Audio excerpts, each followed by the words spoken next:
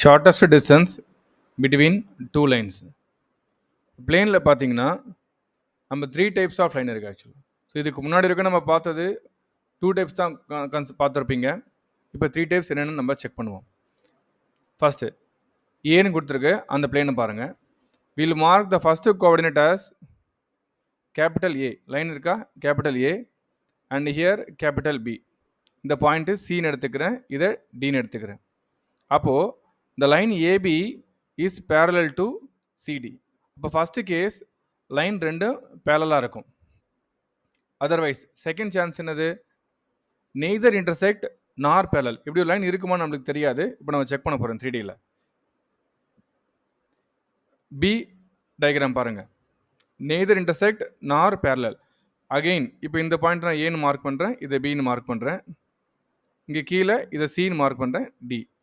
The line AB and CD are non-parallel. They are not parallel and they never intersect. நீங்கள் பார்த்தீங்கன்னா தெரியும், AB ஃபுல்லாகவே உங்களுக்கு இப்படி தான் எக்ஸ்டெண்ட் ஆகும். எக்ஸ்டெண்ட் ஆனால் கூட இப்படி தான் எக்ஸ்டெண்ட் ஆகும், இப்படியும் ஆகும். சிடி வந்து ரெண்டு பக்கமும் எக்ஸ்டெண்ட் ஆகும். பட் ஆனால் உங்களுக்கு ரெண்டுமே பேரலாகவும் இருக்காது, இன்டர்செக்டும் ஆகாது. அந்த லைனுக்கு பேர் ஸ்கியூ லைன்ஸ். அந்த லைனுக்கு ஸ்கியூ லைன்ஸும் பேர். Otherwise we called as non-coplanar. Skew lines are non-coplanar. Last third type of line பார்த்தீங்கன்னா இன்டர்செக்டிங் லைன்ஸ். அந்த லைன் எப்படி இருக்குன்னா இன்டர்செக்ட் ஆகும். அதுக்கு இங்கே டயக்ராம், இங்கே சி பார்ட் பாருங்கள். For example if I'm drawing a one line in YZ plane, அப்போ லைன் வந்துட்டு L1 நான் இங்கே வரைகிறேன். அகெயின் L2 நான் வந்து இந்த பக்கமாக வரைகிறேன். ஸோ டெஃபினட்டாக L1ம் L2ம் இன்டர்செக்ட் ஆகும். இது third type of line. These lines are called as coplanar. இது ஏன் கோப்ளேனார், இது ஏன் இப்படி கோப்ளேனார் சொல்கிறாங்கன்னு சொல்லிட்டு டிஸ்கஸ் பண்ணுவோம். கோப்ளேனார் நான் கோப்ளேனார்ன்ற டிஸ்கஸ் பண்ணுவோம் நம்ம.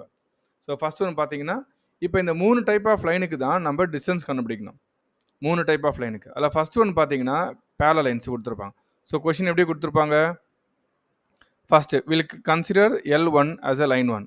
R vector equal to A1 vector plus lambda B vector. L2 பார்த்தீங்கன்னா R vector equal to A2 vector plus mu B vector. இங்கே ஒன்று கவனிச்சிங்கன்னா தெரியும், யூஸ்வலாக பார்த்தீங்கன்னா L1 L2ல B1 B2 தான் நம்ம வெக்டார்ஸ் பார்த்துருப்போம். B1 B2 தான் பார்த்துருப்போம். ஆனால் இங்கே ரெண்டுமே B வெக்டார் வந்திருக்கு. So because of parallel line, the B vectors are direction ratios are proportional. Direction ratios are proportional. ரெண்டும் சேமாக இருக்கும். ஃபார் எக்ஸாம்பிள் நான் இங்கே எழுதுறேன் பாருங்கள். R vector equal to some I cap minus plus 2j minus k plus lambda 2i plus j cap minus 4k. இது line 1. Line 2 எப்படி இருக்குன்னா R vector equal to minus I cap plus j cap plus mu. Again இது ப்ரப்போர்ஷனலாக இருக்கலாம், இல்லை ஈக்குவலாக இருக்கலாம். அதாவது இப்போ நான் இங்கே 2ஆல் மல்டிப்ளை பண்ணுறேன், இல்லை 3ஆல் மல்டிப்ளை பண்ணுறேன்னா, ஃபார் எக்ஸாம்பிள் 3ஆல் மல்டிப்ளை பண்ணால் என்ன ஆகும், இங்கே 6 வந்துடும். 6i cap 3j cap minus 12k cap. So இப்போ இது ப்ரப்போர்ஷனலாக இருக்கும். சம்டைம்ஸ் சேமாக கூட வந்திருக்கும். அதே vector 2i plus j minus 4k கூட அங்கே வரலாம். Then also the lines are said to be parallel. So கொடுத்துருக்க லைனு பேரலாக இல்லையான்னு கண்டுபிடிக்க இந்த ஒரு இடம் தான் பார்க்கணும். B1 B2வும் சேமாக இருந்துச்சுன்னா we take it as B vector and considered as a parallel, declared as a parallel vectors. So இப்போ இதுக்கு டிஸ்டன்ஸ் கண்டுபிடிக்க சொல்லுவாங்க.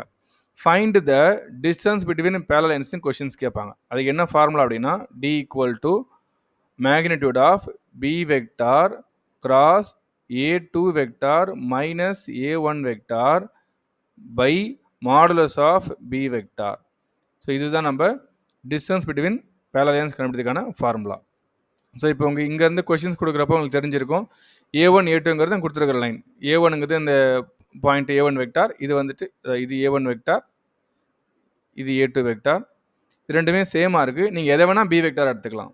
I repeat once again, 2i plus j minus 4k அல்லது ஏதாச்சும் ஒன்று நீங்கள் என்ன பண்ணலாம், 6i ப்ளஸ் 3j ப்ளஸ் 2kவை ஏதாவது ஒன்றுத்து B வெக்டார்னு எடுத்துக்கலாம். இதை எடுத்தாலும் ஈஸியாக வரும். ப்ரிஃபரபிளி எது உங்களுக்கு நம்பர்ஸ் சின்னதாக இருக்கோ அதை எடுத்திங்கன்னா சம் முடிஞ்சிடும். ரைட், சம்ஸ் வரும்போது B வெக்டார் கிராஸ் எப்படி கண்டுபிடிக்குதுன்னு நான் சொல்லிக் கொடுப்பேன். இப்போ நெக்ஸ்ட் கான்செப்ட் போகலாம். B, neither intersect nor parallel, that is called as skew line சொல்லியிருக்கிறோம், நான் கோப்லேனாக சொல்லியிருக்கிறோம். அந்த லைன்ஸ் எப்படி இருக்கும்னு பார்த்தீங்கன்னா line 1, line 2. இங்கே அதே I repeat the same data, r vector equal to I plus 2j minus k plus mu 2i plus j minus 4k, line 1.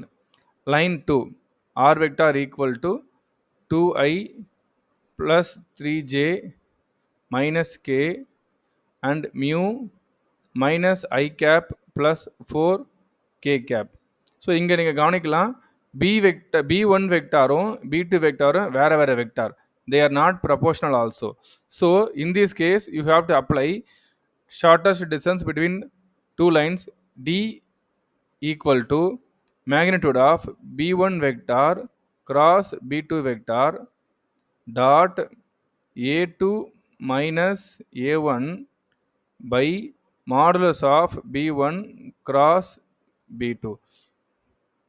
இதில் A1 A2ங்கிறது போன சம்மில் பார்த்த மாதிரி தான். இதுதான் A1 வெக்டார், இதுதான் A2 வெக்டார், இது B1 வெக்டார், இது B2 வெக்டார். ஸோ நீங்கள் B1 கிராஸ் B2 கண்டுபிடிச்சிட்டு அப்புறம் டாட் ப்ராடக்ட்லாம் போட்டுக்கலாம்.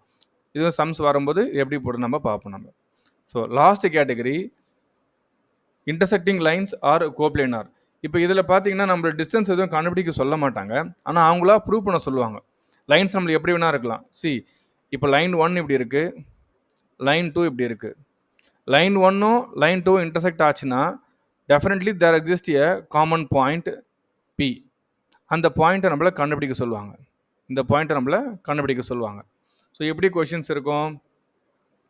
Prove that the given lines